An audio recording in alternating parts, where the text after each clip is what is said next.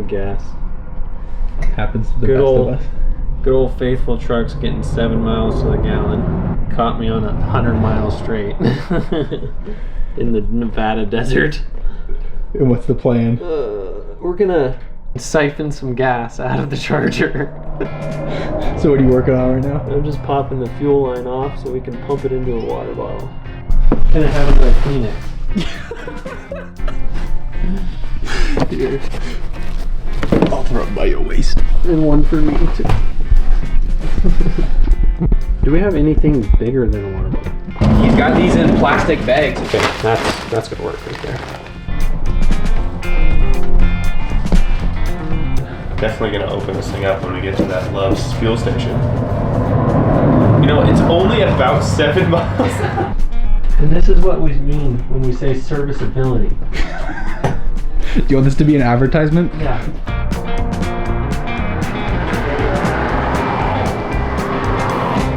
Now the next trick.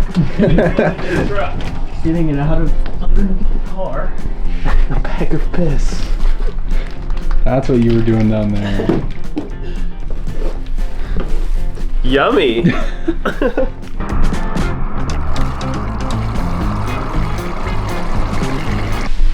Oh no. Taillights are now in the public. Don't say oh no right now. Sorry.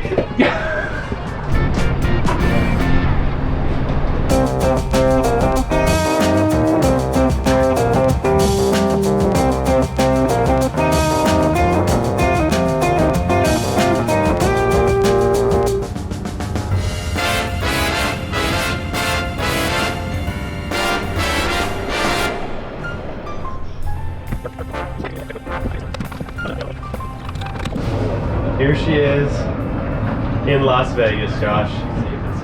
Hell yeah.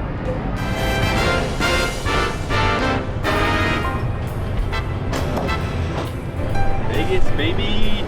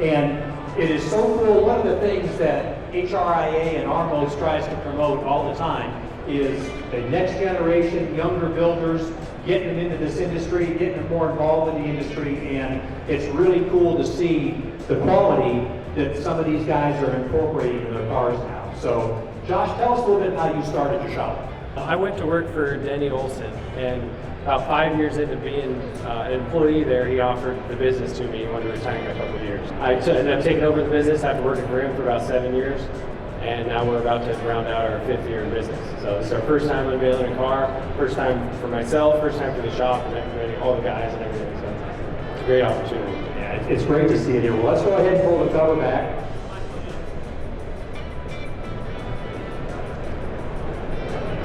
What's cool is you have your wife involved with this. It's kind of a family deal at that shop and everything, which is really cool. Yeah, this is my brother here too. He machined all the parts of this car. But there's a lot of unique parts on this Charger that you haven't seen anywhere else. And tell us about a couple of things you're really proud of on it. I think one of the big things is the Hellcat engine that fits under the hood with a stance this low. So to achieve that, we pushed the engine about 6 inches into the firewall, which just gave us an opportunity to build a really cool shaped firewall, an extension of the hood to achieve that, because the hood gets taller as it goes backwards. The style of this car was more of a modern muscle car look, but the Chargers have such a cool iconic shape to it, we didn't want to disturb that too much. So you see a full custom sheet metal shaped, a billet machine grille, carbon fiber front bumper. Coming down the side of the car is pretty stock, shaved drip rails, flush mount glass, one-piece door glass. We got a new product on this car that we have on our website, a new door handle we're bringing out, we manufacture in-house. Coming back towards the car, there's this rear spoiler. It kind of had a little lip on it originally. I raised that about 1 inch and then added a little detail into the trunk to just give it a little more flair. The tail lights are completely custom built in-house, but it still has the same shape of the original taillight because it's such an iconic look on the back of these cars. And then finish out with another speed core carbon fiber bumper fit tucked into the body, quad exhaust tips coming out the back, and interior is nuts. Under the engine bay is nuts with all the aluminum shaped panels. It's been a lot of fun. Randy's given us a lot of freedom. Super grateful just to have an opportunity to show off what we can do. That's a big part of it. You talk about the stance on the car. It said, for an old guy like me, we talked about that. You were talking about how you got it lower over the armors and frame. And generally the term now is body drop. What I grew up with, that was channeling. You cut the floor out of the car and rolled them. So that's the way they channeled the car and get it down low. So that was so cool to hear from a young guy with that, not talk about body dropping, but yeah. It really makes a difference on the stance of the car when you can do that to get it down there. And the fit and finish is just awesome, and the way you've got the bumper stuck in and integrated new parts that still maintain the iconic look of the Charger. Because yeah, it's one of those cars that will never be out of style. It's always going to be in style. Anything in the interior you want to talk about? The whole dash is custom made. The console is kind of free floating it's got these modern screens in it, lots of billet parts. Tony Miller at Stitches Upholstery did an incredible job on all the upholstery work. We had Tavis Highlander do lots of the renderings and stuff. So all these parts and color selections and design that just, even when you just go through the whole process, you have to think about the whole picture. And that's one of the best compliments I've got of this car so far, is that it just looks cohesive. There's one style throughout the whole car, and it's really something I was shooting for on this. We didn't want to stop and leave something undone. It's all about theme. Boy, the best cars, it doesn't matter how much money you spend on them. If the theme isn't carried from one end of the car to the other, it never quite hits the mark. And you just nailed it on this, man. We can't wait to see what y'all have planned for the future. Yeah. And welcome to SEMA, and cool to have your car revealed here. Thank you.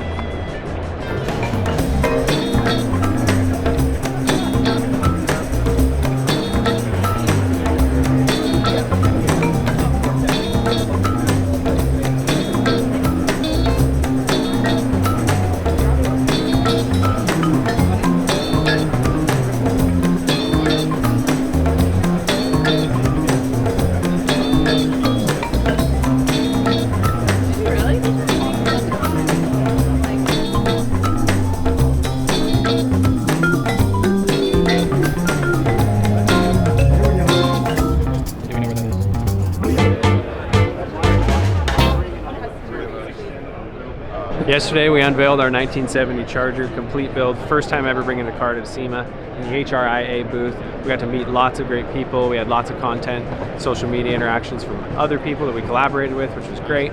And we made it in the top 40 for the Battle of the Builders. So that essentially means the top 10 for our hot rod category. We got to go and mingle with a bunch of other builders that I've always looked up to. And yeah, it was a really great first day here. So appreciate it.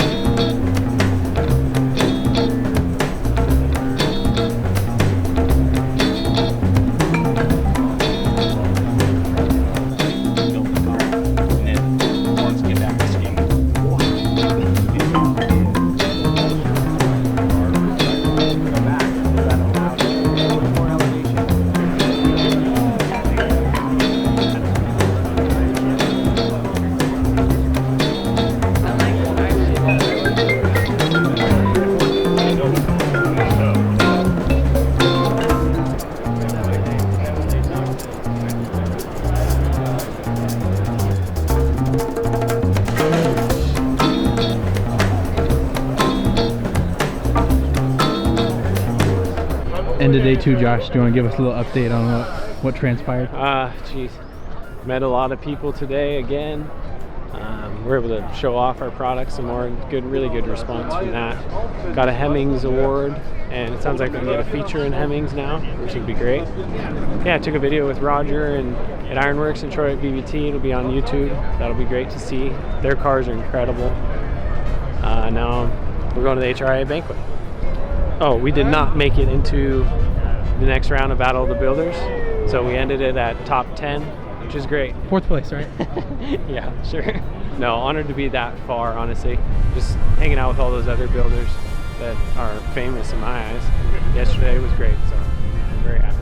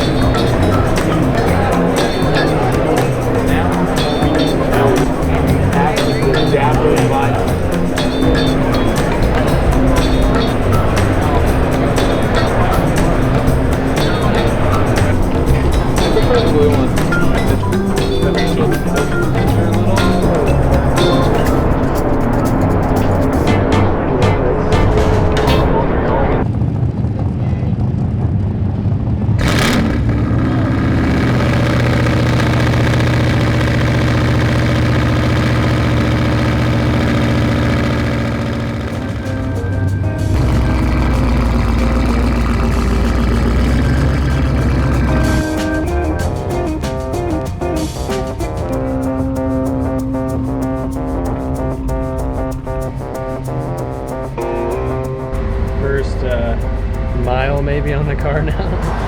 The car feels good, but a little sketchy.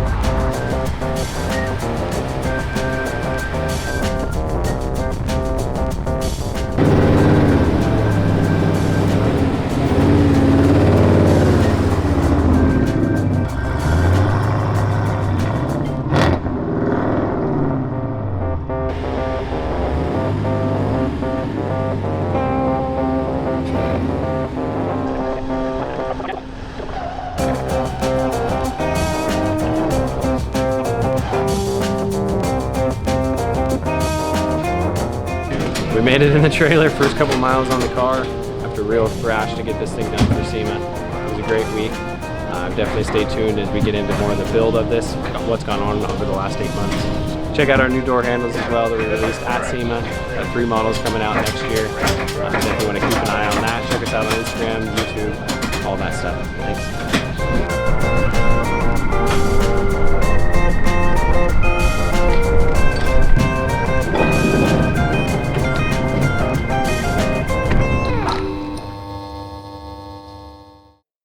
Do you want to tell everyone what's happened?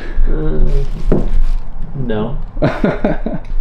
And this is what we mean when we say serviceability. Do you want this to be an advertisement? Yeah.